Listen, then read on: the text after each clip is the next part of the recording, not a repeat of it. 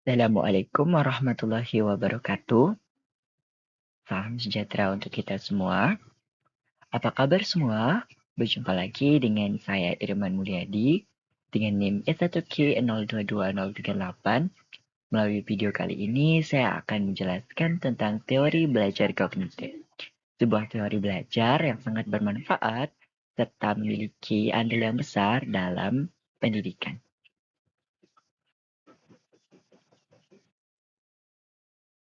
Adapun yang akan kita bahas pada video kali ini adalah pertama, tentang pengertian teori belajar kognitif, selanjutnya dengan tokoh-tokoh teori belajar kognitif, implementasi teori belajar kognitif dalam kegiatan pembelajaran, serta yang terakhir adalah kelebihan dan kekurangan teori belajar kognitif dalam kegiatan belajar mengajar.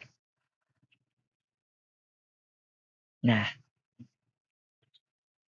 pertama, tentang pengertian teori belajar kognitif. Kata kognitif berasal dari kata kognitif yang didefinisikan dari kata cognition yang memiliki artian yang sama dengan knowing. Yang dalam hal ini yang berarti mengetahui. Dalam artian yang lebih luas, kata kognisi diartikan sebagai perolahan, penataan atau penggunaan dari sebuah pengetahuan.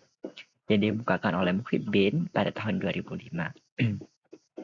Nah, selanjutnya, teori belajar kognitif seperti yang dikemukakan oleh Nugroho pada tahun 2015 merupakan sebuah teori belajar yang lebih mementingkan pada proses belajar daripada hasil, di mana teori belajar ini lebih menaruh perhatian kepada peristiwa internal yang terjadi dalam peristiwa peserta didik ketika mengikuti kegiatan belajar mengajar. Nah, daripada memperhatikan pada hasil akhirnya. Nah, teori belajar ini menerangkan bahwa belajar tidak hanya sekedar melibatkan hubungan antara stimulus dan respon, namun lebih menuju kepada proses berpikir yang lebih kompleks. Teori belajar kognitif memandang bahwa belajar merupakan proses internal yang mencakup pada ingatan, retensi, pengolahan informasi, emosi, serta aspek-aspek psikologis lainnya. Sehingga belajar, menurut teori belajar kognitif ini, adalah proses yang terjadi dalam diri manusia, di mana belajar adalah proses usaha yang melibatkan aktivitas mental akibat adanya interaksi aktif dengan lingkungan yang menyebabkan terbentuknya pengetahuan, pemahaman, tingkah laku, keterampilan, dan nilai-nilai yang relatif dan berbekas, disampaikan oleh Given pada tahun 2014. Adapun ciri-ciri dari teori belajar kognitif berdasarkan pengertian-pengertian tadi adalah pertama, teori belajar kognitif lebih mementingkan pada apa yang ada dalam diri manusia. Kedua, memandang keseluruhan individu, bukan hanya sebagian individu. Artinya pada saat belajar mengajar, memperhatikan seluruh individu dan tidak memandang individu secara sebagian. Artinya tidak membeda-bedakan antara individu yang satu dengan individu yang lainnya. Selanjutnya, sangat memandang pentingnya peran daripada kognitif dan memandang pentingnya waktu sekarang. Artinya, proses belajar ini sangat memandang pengaruh dari waktu sekarang atau pelajaran atau kegiatan belajar saat itu.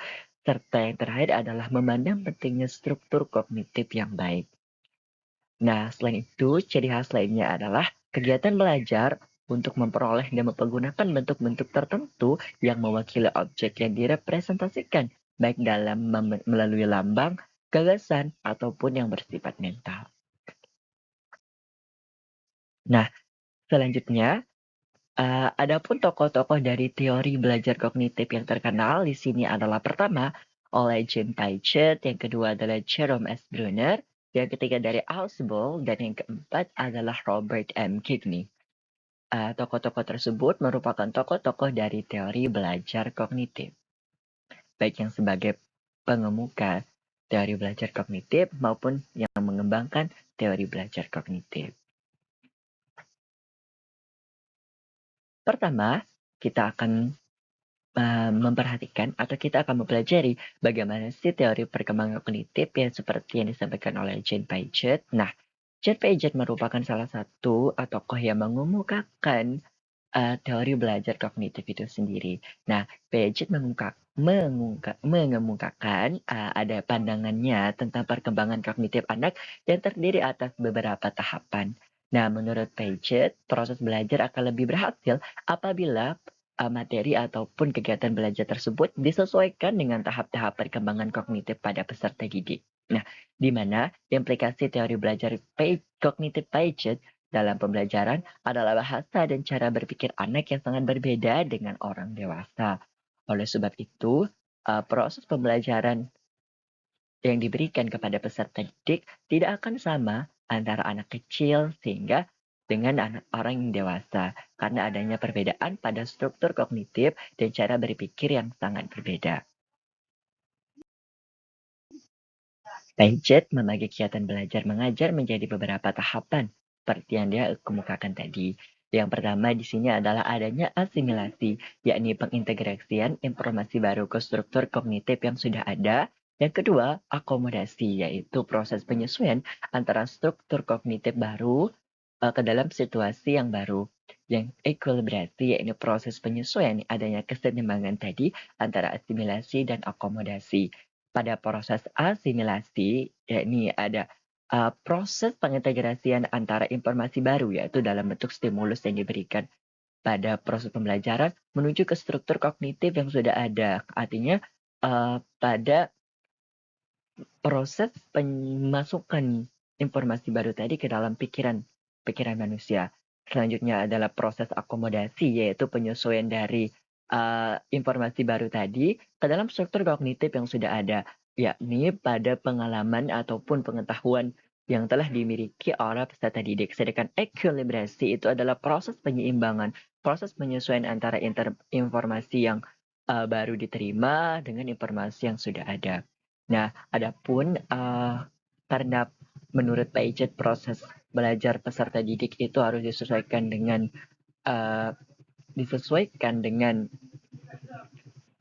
tahapan perkembangan kognitifnya, maka Piaget juga membagi adanya tahapan-tahapan perkembangan pada manusia, yakni atau pada peserta didik. Yakni pertama tahap sensori motor, yaitu anak-anak dari baru lahir sampai umur 2 tahun, yakni tahap pengenalan nafas, tahap pre-operasional umur 2 sampai 8 tahun, tahap operasional konkret umur 8 sampai 12 ataupun sampai 14 tahun.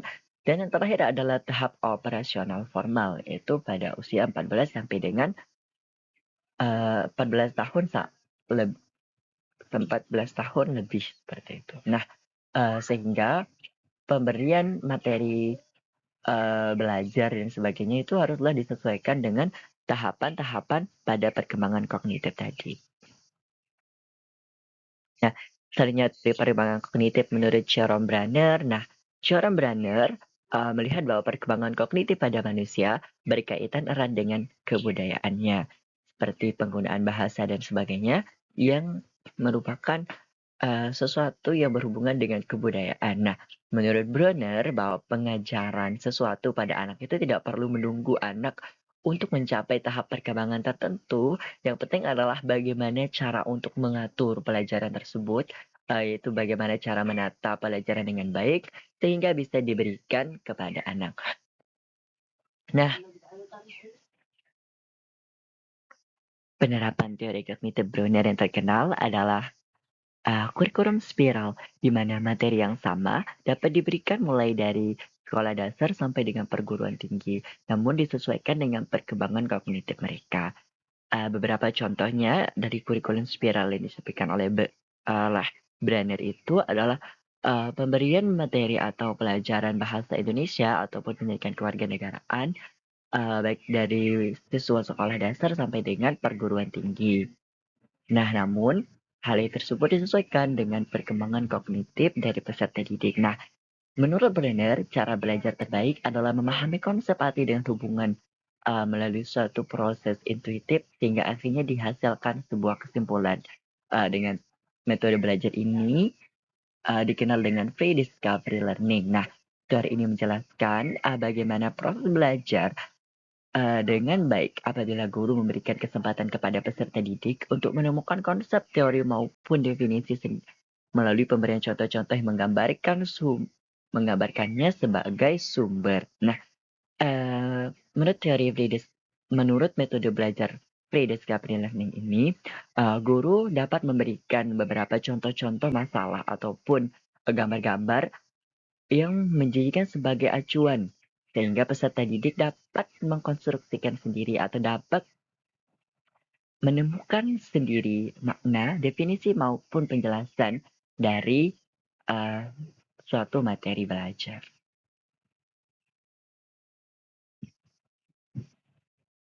Nah, menurut teori kognitif disebutkan oleh Brenner, terdapat 3 tahapan dalam perkembangan kognitif anak atau peserta didik. Yang pertama itu adalah enaktif, yakni usaha untuk memahami lingkungan melalui observasi pengalaman langsung terhadap suatu realita.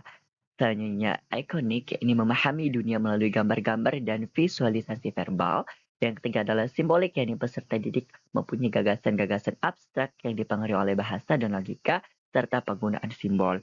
Dari tahapan perkembangan kognitif Brenner ini adalah pertama, peserta didik akan melakukan observasi. Dari melakukan observasi tersebut, diperoleh gambaran-gambaran atau visualisasi dari keadaan verbal. Sehingga dari proses tersebut, peserta didik akan mempunyai gagasan-gagasan sendiri yang dipengaruhi oleh logika serta penggunaan simbol-simbol tertentu. Nah, adapun keuntungan dari free discovery learning tersebut adalah akan menimbulkan rasa ingin tahu pada siswa serta memotivasi siswa untuk menemukan jawabannya secara sendiri. Selanjutnya itu dapat menimbulkan kemampuan untuk pemecahan masalah secara mandiri serta mengharuskan siswa untuk melakukan analisis serta melakukan manipulasi dari informasi yang diperoleh. Selanjutnya adalah teori perkembangan kognitif yang disampaikan oleh Ausubel. Nah, menurut Ausubel, proses belajar dapat terjadi jika siswa mampu untuk mengasimilasikan pengetahuan yang dimilikinya dengan pengetahuan baru.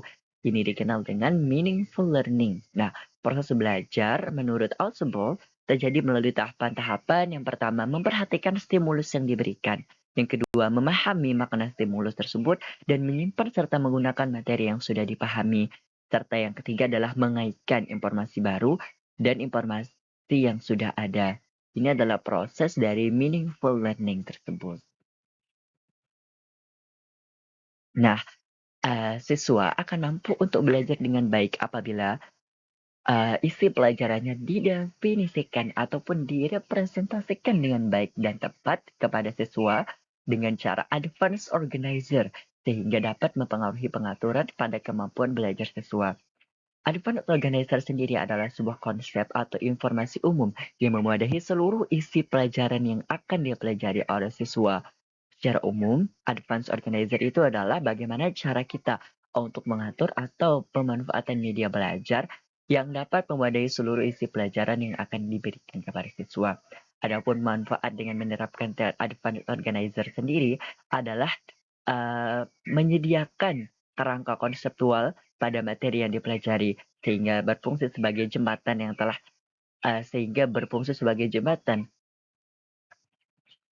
pada apa yang telah dipelajari dan apa yang sudah dipelajari. Apa yang sudah dipelajari dan apa yang akan dipelajari secara lebih mudah. Nah, yang selanjutnya adalah teori perkembangan kognitif menurut Robert M. Gagné. Robert M. Gagné mengungkapkan bahwa belajar merupakan sebuah proses pengolahan informasi dalam otak manusia. Nah, sehingga menurut teori belajar kognitif yang disampaikan oleh Gagné, belajar itu dipandang sebagai proses pengolahan informasi dalam otak manusia yang kemudian menghasilkan keluaran dalam bentuk hasil belajar. Adapun tahapan pengolahan informasi di dalam otak manusia, sehingga menurut Robert M. Gagné tadi bahwa teori kognitif itu sendiri adalah teori pengolahan informasi. Nah, adapun tahapan pengolahan informasi dalam otak manusia adalah pertama itu melalui proses reseptor atau alat indera, di mana reseptor atau alat-alat indera tersebut akan menerima rangsangan dan mengubahnya menjadi rangsangan neutral dan memberikan simbol informasi yang diterimanya, kemudian diteruskan. Nah, jadi proses belajar dengan tahap pertama ini adalah seperti melihat, memperhatikan, mendengar, ataupun meraba. Seperti itu. Selanjutnya menuju ke tahap sensory register, yaitu tahapan ini dari reseptor atau rangsangan-rangsangan reseptor itu tersebut diteruskan ke saraf pusat menuju ke tahapan sensory register, yaitu terdapat pada saraf pusat yang memiliki fungsi untuk menampung stimulus-stimulus tadi. Nah, pada tahapan ini sebagian memori akan diteruskan ke memori jangka pendek dan sebagiannya lagi akan hilang. Sehingga pada tahap ini terjadinya proses seleksi dari adanya proses seleksi dari stimulus-stimulus tadi. Nah, selanjutnya menuju ke short term memory atau memori jangka pendek, di mana pada tahap ini akan terjadi penampungan hasil dari pengolahan perseptual dan juga menyimpannya. Nah, penyimpanan memori tersebut dilakukan untuk menentukan maknanya. Informasi dalam memori ini ditransformasikan dalam bentuk kode-kode dan selanjutnya diproses menuju memori jangka panjang. Nah, karena bersifat memori jangka pendek, maka penyimpanan memori pada tahap ini tidak akan berlangsung lama. Selanjutnya adalah long term memory atau memori jangka panjang, di mana pada proses ini akan ditampung hasil dari pengolahan yang ada di memori jangka pendek. Informasi yang disimpan dalam memori jangka panjang ini akan bertahan lama dan siap untuk dipakai kapan saja. Dan yang terakhir adalah respons generator atau penciptaan respon. Ini menampung informasi yang tersimpan dalam memori jangka panjang dan mengubahnya menjadi reaksi jawaban. Nah, tahapan pengolahan informasi ini dalam kegiatan belajar mengajar sangat diperlukan untuk dipahami, sehingga pemberian materi belajar dan pendekatan tertentu itu dapat secara efektif dilakukan apabila kita melakukan efektivasi atau melakukan efektivitas pada tahapan-tahapan pengolahan informasi tadi.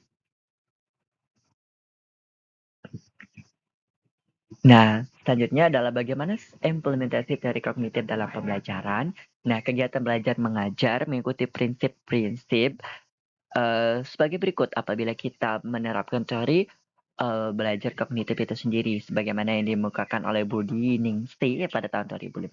Nah, pertama, siswa bukan sebagai orang dewasa yang mudah dalam proses berpikir. Nah, mereka mengalami perkembangan kognitif melalui tahapan-tahapan tertentu sehingga kita tidak boleh untuk memaksakan atau memberikan materi-materi yang belum sesuai dengan tahapan perkembangan dari peserta didik tersebut. Nah, kemudian anak usia prasekolah dan awal sekolah dasar akan dapat belajar dengan baik terutama ketika mendengarkan atau melihat benda-benda yang konkret.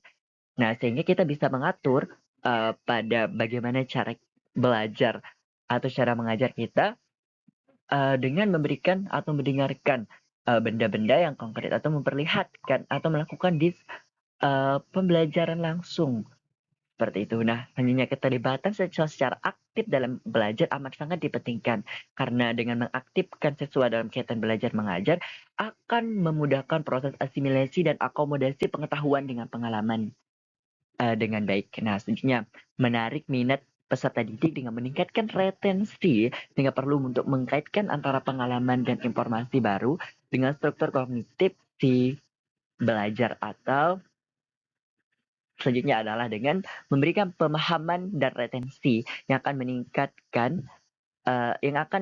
jika materi pelajaran disusun dengan menggunakan pola atau logika tertentu dari sederhana menuju kompleks. Artinya dengan belajar dari hal-hal yang sederhana menuju hal-hal yang lebih kompleks. Selanjutnya adalah dengan belajar memahami akan lebih bermakna daripada belajar menghafal. Jadi dengan menerapkan teori kognitif itu, proses belajar itu tidak ditekankan pada menghafal, namun lebih pada proses memahami. Sehingga, dalam belajar ini sangat perlu untuk memahami adanya perbedaan dari individu atau siswa yang satu dengan siswa yang lain, karena faktor ini sangat mempengaruhi keberhasilan dalam kegiatan belajar. Nah, selanjutnya, pada kelebihan dan kekurangan dari teori belajar kognitif. Nah, adapun kelebihan dari teori belajar kognitif itu sendiri adalah pertama, dengan proses belajar yang lebih menekankan pada siswa yang lebih aktif dalam belajar dan lebih memahami, pemateri daripada menghafal akan menjadikan siswa untuk lebih kreatif dan mandiri dalam memahami pelajaran, sehingga akan dapat memahami pelajaran dengan mudah. Selanjutnya adalah mengutamakan pada pengembangan pengetahuan yang dimiliki oleh setiap individu. Yang ketiga adalah pendidik perlu untuk memberikan dasar dalam pengembangan, eee mohon maaf, yang ketiga di sini adalah pendidik, hanya perlu untuk memberikan dasar-dasar dari materi saja, sedangkan pengembangan itu diserahkan kepada peserta didik. Nah, jadi tugas pendidik dalam teori belajar kognitif ini hanya perlu untuk memantau, mengarahkan, dan juga menjelaskan arus perkembangan dari materi yang dipelajari. Sehingga dengan menerapkan teori belajar ini, tugas dari pendidik tidak sekompleks yang harus dilakukan pada teori belajar behavioristik seperti itu. Nah, dapat selanjutnya adalah dengan menggunakan metode belajar memahami daripada menghafal, itu akan dapat meningkatkan ingatan peserta didik pada materi yang akan dipelajari. Dan selanjutnya dengan mendorong peserta didik dan pendidik untuk berkreasi, baik dalam membuat sesuatu yang baru, ataupun menyusun, dan juga mengembangkan materi yang telah dipelajari. Nah, adapun kekurangan dari teori belajar kognitif ini adalah, eee, teori belajar ini menekankan pada kemampuan ingatan peserta didik, di mana, kelemahannya adalah, pada memandang semua peserta didik memiliki ingatan yang sama dan tidak dibeda-bedakan. Seperti yang kita ketahui bahwa, setiap individu atau peserta didik itu memiliki, eee kemampuan yang berbeda-beda, memiliki kapasitas yang berbeda-beda, baik dalam ingatan ataupun kapasitas. Nah, dengan metode belajar peserta didik yang berbeda-beda, dengan metode mengajar yang sama yang diberikan oleh guru, hal tersebut tidak akan efektif. Karena metode belajar dari setiap peserta didik itu tersebut berbeda-beda. Dan juga peserta didik tidak akan paham sepenuhnya pada materi yang diberikan. Karena guru atau pendidik itu hanya memberikan dasar-dasar materi saja, sedangkan peserta didik diberikan kewenangan untuk mengembangkannya. Namun, terdapat perbedaan pada setiap individu yang menyebabkan tidak mungkin pada peserta didik memiliki, eee, mengembangkan materi yang belajari tersebut secara sama, seperti itu. Maksudnya di sini adalah, adanya ciri khas khusus pada setiap peserta didik. Ada yang belajar dengan cara demikian, ada yang bicara dengan audio, visual, ataupun integrasi dari keduanya. Hal tersebut tidak akan memaksimalkan, proses belajar atau pemahaman materi secara sepenuhnya. Sehingga, perlu diperhatikan kemampuan pada masing-masing peserta didik untuk mengembangkan materi yang diberikan. Nah, itu saja materi tentang teori belajar kognitif. Semoga dapat dipahami dan bermanfaat. Demikian, wassalamualaikum warahmatullahi wabarakatuh.